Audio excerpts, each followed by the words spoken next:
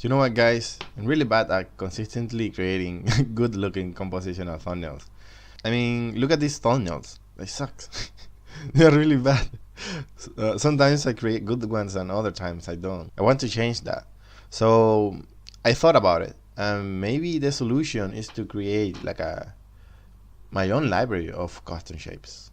Alright, so in case that you don't know, here's a quick explanation on how to create your own custom shapes.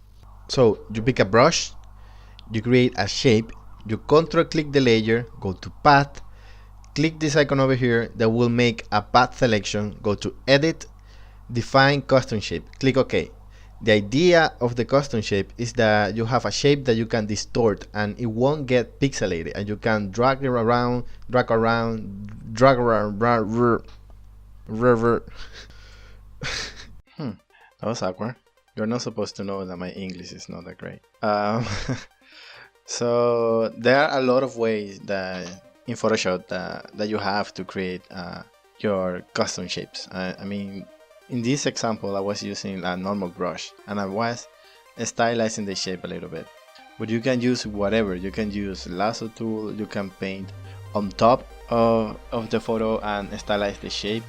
I found that the fastest way to do it is to use the lasso tool to on top of a photo to create the shape that way. Keep in mind that these shapes that you are creating, you can be flexible with it. You can create textures. You will see in the demo I did 2 paintings for you guys, and you will see that I created texture for the snow, for the ice, and I use those type of textures for the ground too. Don't be afraid to use the custom shapes and exploit the potential. Think outside of the box. Something important that I want to talk about is that there are shapes that are more interesting than others, and I call those shapes sexy shapes. I will explain that now. Alright, so this shape, it is a boring shape. It doesn't have anything interesting. You know, it's a regular shape, it works, but it's not interesting enough. It doesn't have flow. What if we do this?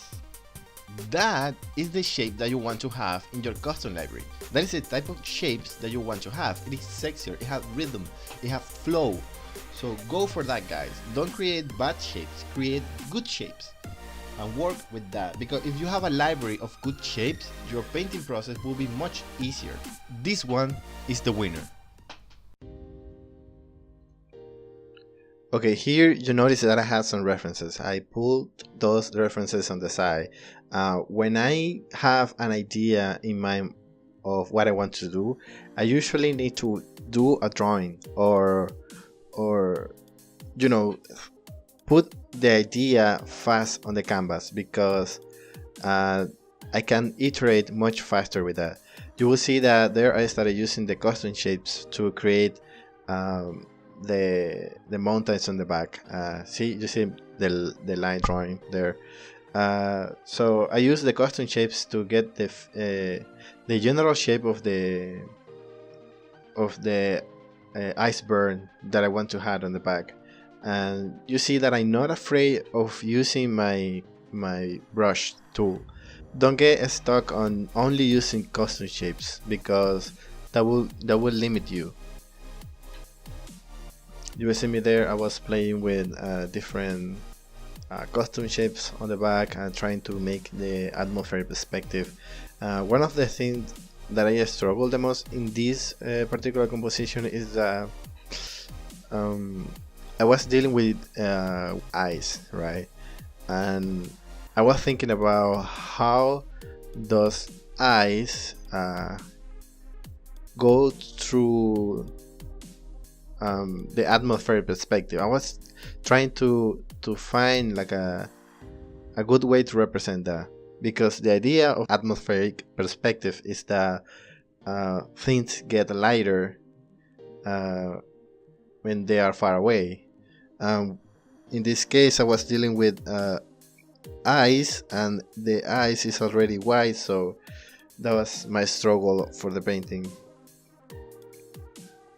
You saw me there. I used a photo to get the character. I knew since the beginning that I wanted to have like a climber and ice climber, ice climber, and and the iceberg on the back, falling apart and stuff. So I just Google climbers, ice climber, and that kind of stuff, and I found that I try to maintain the simplicity. If you see me there, the character, even though I use a photo, I almost fill it with black. I did some ropes to the character. Storytelling is very important. You see me there. I save custom shapes with the shape of the snow on top of mountains. So I put the custom shape of that there, and it gave me the idea of creating a snow that was indicating or was pulling your eyes towards the character. That was accidental, and one of those lucky experiments, you know. You see there, I use another texture for the for the ice formation on the right. Um, a little bit of haze because I wanted to portray that it was a cold environment. You see me there adding some ice texture with custom shapes. So yeah, don't be afraid to use to create custom shapes with textures. You can create custom shapes for shapes, for directly shapes, and for textures. A little bit of brush indicating the I don't know, I was going to for a danger environment, so you will see that there's a lot of linear or horizontal lines, and I don't have a lot of soft edges or soft forms because I want this place to be perceived as a dangerous place, you know, a place that is falling apart. Yeah, I spend a lot of time trying to figure out what to do with the background.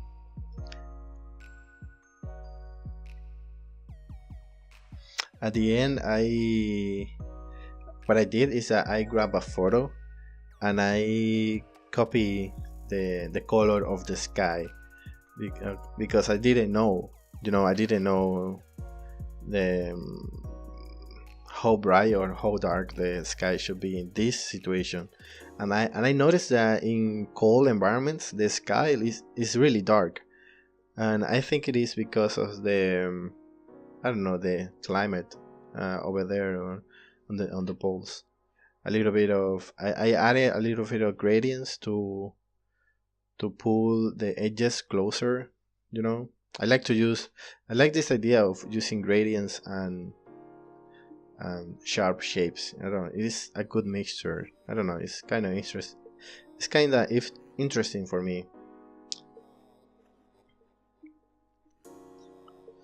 Creating like the splash in the back and below of the iceberg, breaking a bit, playing around with the hue, saturation value.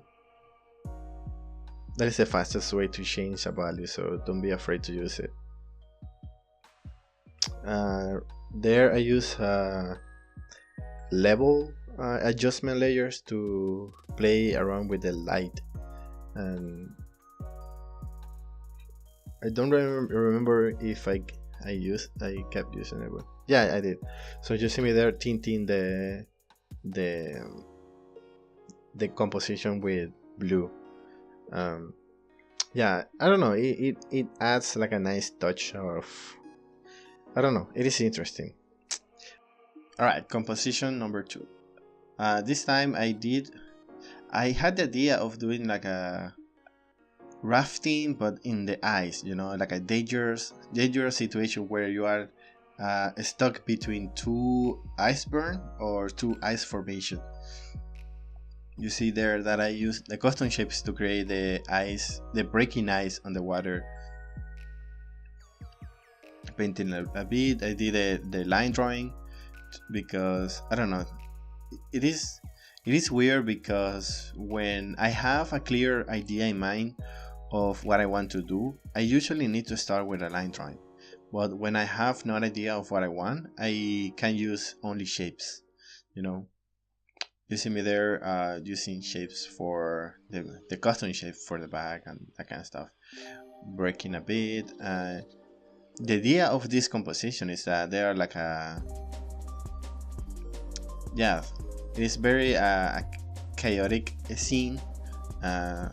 Things are falling down. It is very dangerous. You see they're using the custom shape as a texture. I actually like this composition more than the other one, but the other one, I don't know, it is more impactful in a thumbnail. I don't know. I think it is because the composition is simpler. Yeah, it is a simpler composition, and I guess that it is easier to, I don't know, from afar away the other one looks more appealing. I don't know. See me there. I struggle with this one, with the what to put in the background. You see there, I use that photo to pick the values. Don't be afraid to use photo, guys. I know that this is like a quick composition and that kind of stuff, but don't be afraid to use reference. I had my references on the left side on my other monitor, and it was very helpful to get the values and, you know, to think about the eyes.